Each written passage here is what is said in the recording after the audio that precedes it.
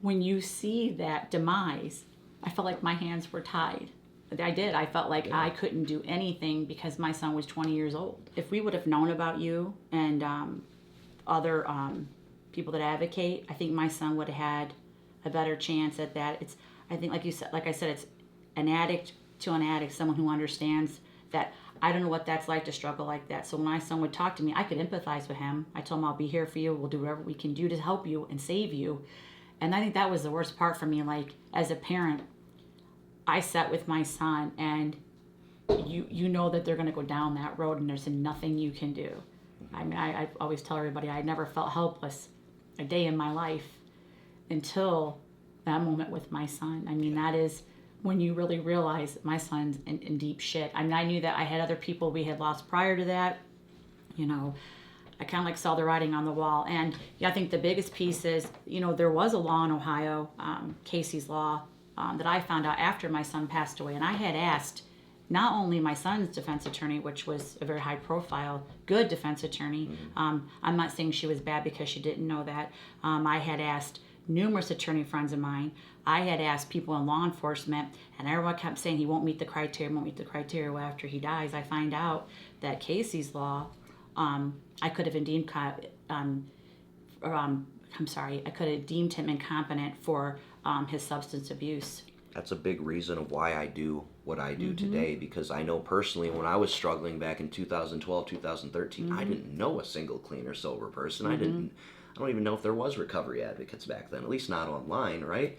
So we had no clue where to go. When I finally reached out and I wanted help and I wanted to go to rehab, I'm not going to use the name, but I went to that place up in the Toledo that keeps you there for 5 days, and they send you home with a script of Suboxone, and that's what you do, right? Yeah. That didn't help me at all. I went home, I sold my Suboxone. I needed like a true 60, 90-day inpatient stay. I didn't know that I could leave state and go to treatment at some great rehab that would help me with my mental health issues, that would help me learn how to work and get a job and do all these things. I didn't know this stuff existed. And most of all, I didn't know my mom's insurance would cover that. I thought rehab was something only for rich people. That's right. And if you're watching and you have no insurance or you have Medicaid, there's help out there for you too with that stuff. So definitely reach out and message me. I have access to resources across the country. Your understanding of Casey's Law is, for anybody watching, because I know it's a hard thing to make happen. Let's see if I can get it straight. So I know it was Senate Bill 117, and Governor Kasich signed it in 2012. And to remind everybody, my son, we found out in 2015. So you can imagine what this law has been on the books. I only know one narcotics officer that's used that, and that was in Lucas County.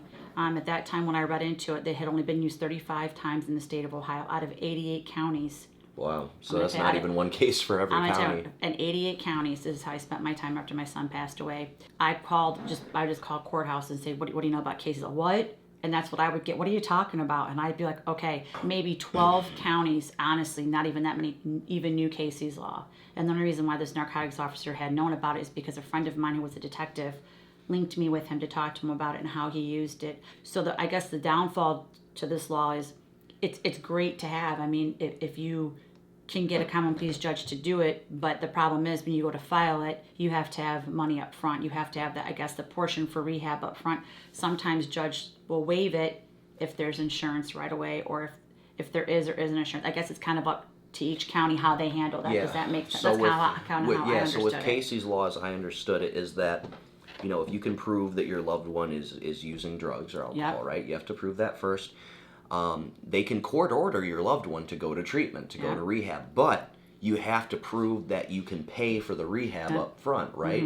So do you know, does it go county by county? But like, if you have insurance, will they let you just, hey, I have insurance, that insurance is going to pay for rehab? From how I understood it, and again, it's a case-by-case basis, county to county, that you have to have that up front. So like, let's say, I know one county, it was someone had a $5,000 deductible or something, and they had to pay that before they could put them into rehab or something like that. And I know someone who... Oh, so they actually made them pay the $5,000 deductible before they went into rehab. Wow, and that's hard because a lot of families don't have $5,000 laying around. I know I don't. I mean, who has $3,000, $10,000 laying around. So it would have been a good law for my son. I'm going to tell you why. My son did not like jail, okay? That his stay at Wood County was not very good for him. Okay, well, then he had to detox, and then they just let you detox. I went down to see cold my turkey. son, and it was cold turkey for him. So it was very rough for him. But I'm glad that happened because that cleaned him up for a very long time. For you guys watching, comment down below. Have you guys ever heard of Casey's Law before? If you have, what do you know about it? And Casey's Law is a law that's in Ohio currently. There's other states that have other similar laws. So if it's something that you're interested in, please message me and I'll at least tell you what I might know about the law, or can at least point you in the general direction. I don't know each and every state. Some states, it's harder to enact like other states. Like Ohio, like she said, it goes by the county. Some counties, if you have insurance, they'll let your loved one go to treatment. Some counties, they're going to be like, hey, you got to pay that $5,000 deductible before we'll let you go to treatment, which is really unfortunate that you can't like work out a payment plan or something. I think Kentucky is different. That's where the law originated from. Other states have different versions of Casey's Law. So some people, I think there's one out in New Mexico. Somebody looked up. I think it's similar to Kentucky, but each state has a form of Casey's Law from what I looked into. Yeah. And let's talk about in the comments too. Do you think that this is a law that should be across the entire U.S., that if you can prove your loved one's using, that you can court order them into rehab? Do you guys think that would be beneficial? Why or why not? That's one conversation I really want to start with this video, is the Casey's Law stuff. And I know me and you had talked about doing this before, and wouldn't it be incredible if we could get some kind of law in the books that's like Casey's Law, but that actually works and that people actually know about, right? That you don't have to pay X amount of dollars beforehand. You can just show like, hey, I have a bed for this person. Will you please court order them to rehab? Because there's no doubt in my mind, like tens of thousands of lives would be saved if that were possible. Make it that easy for parents. And I think parents should have that ability. You may be 18 years old, or you may be 19 or 20, but I'm still your mother. And when you see that demise, I felt like my hands were tied. I did. I felt like I couldn't do anything because my son was 20 years old.